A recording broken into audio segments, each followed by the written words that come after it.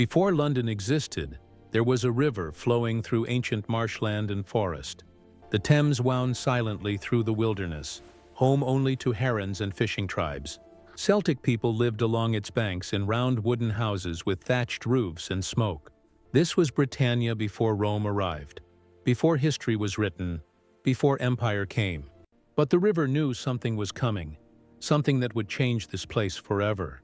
Something extraordinary was about to be born at this bend in the water, this crossing point.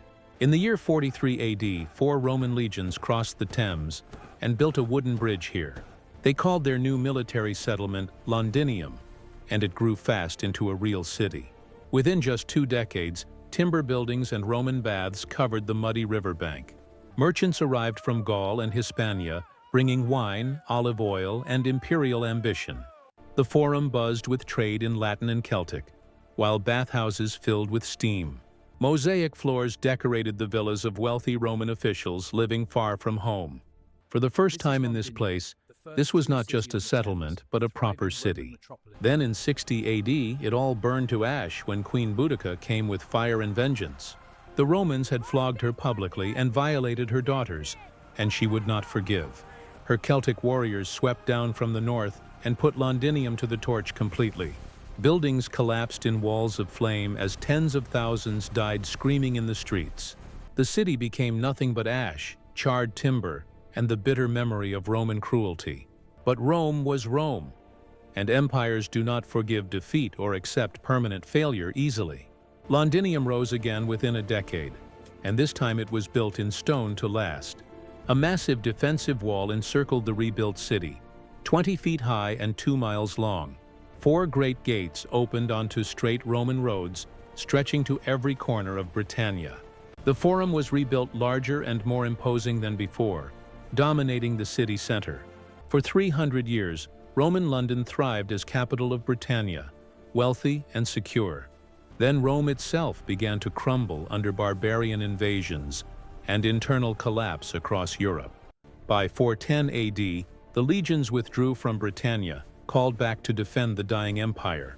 The magnificent stone city they left behind slowly fell into ruin over the next 2 centuries. Saxon settlers arrived from across the North Sea and built their timber villages outside. They preferred their traditional wooden halls to the haunting stone ruins of forgotten glory. The great Roman city became a place of ghosts, visited only by scavengers and foxes. But cities, like rivers, have a way of returning to life when the time is right.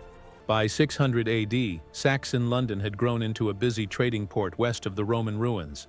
When Viking longships began raiding the eastern coast, King Alfred moved the city back inside.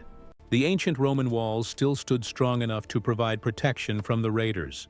By the time William the Conqueror arrived with his Norman army in 1066, he found it. He found a city worth conquering and keeping under his control for the next 1,000 years. He built the Tower of London, a massive stone fortress, to remind everyone who ruled. The Normans had arrived, and London would never be Saxon again after that day of conquest. Medieval London exploded with raw energy and chaos in the following centuries after 1066. By the year 1300, over 80,000 souls packed into its walls, living closely together. Narrow, twisted streets lined with timber buildings leaned so close their upper floors touched. The Thames had become a highway of commerce, crowded with ships from every corner of Europe. Flemish wool, French wine, Baltic timber, and Mediterranean spices poured into the docks. London Bridge was the only crossing for miles, lined with shops and houses on both sides. The city grew wealthy on trade, powerful through commerce, connected to every Christian kingdom. It was loud with merchants crying their wares in a dozen different languages every day. It was utterly and chaotically alive, a medieval urban miracle growing by the year. Then death came riding on rats from the east in ships from the Mediterranean plague zones. In 1348, the Black Death arrived in London's crowded, unsanitary port full of sailors. Rats carrying infected fleas spread plague through the packed streets faster than wildfire. Victims developed black swellings in their necks, coughed up blood, and died within 3 days. Bodies piled up faster than gravediggers could bury them in the hard frozen ground. By the time the plague burned out, over half of London's population lay dead underground. Entire neighborhoods stood eerily empty, houses abandoned, shops closed forever, families gone. The city fell silent with overwhelming grief and primal terror of invisible death striking. But London refused to die permanently, and survivors slowly rebuilt their shattered lives again. By 1500, the city had not only recovered, but exploded beyond its medieval walls entirely.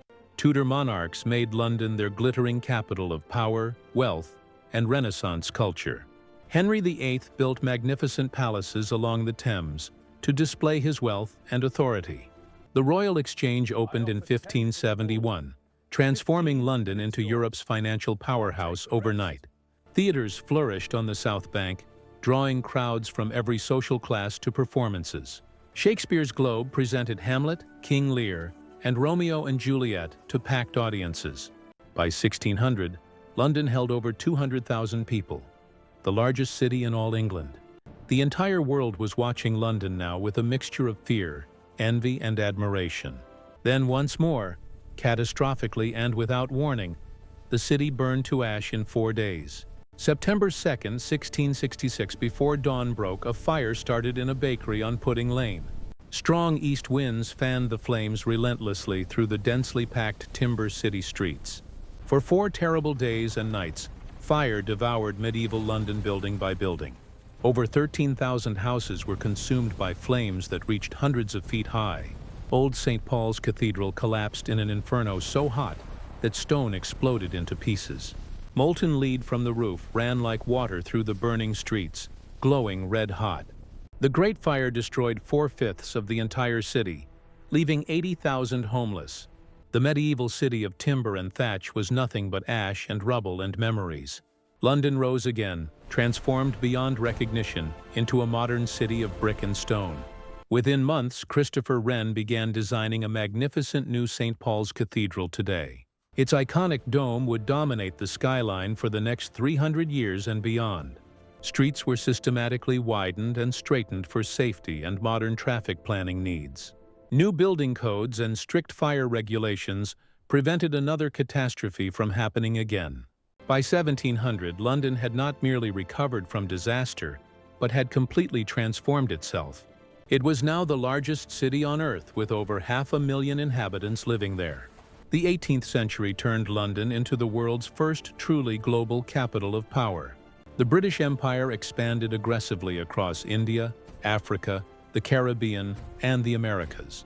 Coffee houses became crucibles of Enlightenment thought, where revolution was planned and debated. Then came the Industrial Revolution that changed everything about human civilization in decades. Massive factories rose along the Thames, belching smoke and producing goods for the world. Railways connected London to every corner of Britain, bringing people and goods at speed. The population exploded beyond all previous limits as people poured in seeking work daily.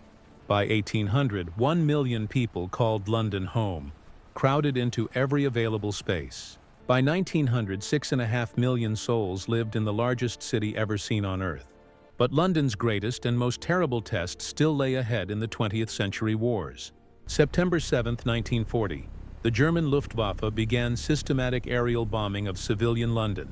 For 57 consecutive nights without pause, waves of enemy bombers darkened the evening sky. Entire districts vanished overnight in fire and rubble, erased from the map completely forever. The docks burned for days, visible from miles away as pillars of black smoke rose. Over 40,000 British civilians died in the Blitz, buried in the rubble of homes. Families huddled terrified in underground stations, repurposed as makeshift bomb shelters nightly. London was under total siege from the air, facing annihilation from German bombs overhead. But London endured with legendary defiance that became a symbol of British resistance worldwide. Every morning after the bombs fell, Londoners emerged from shelters to go to work somehow. Firemen battled raging blazes that engulfed whole city blocks, saving what they could bravely. St. Paul's Cathedral, ringed by walls of flame, somehow refused to fall down that night.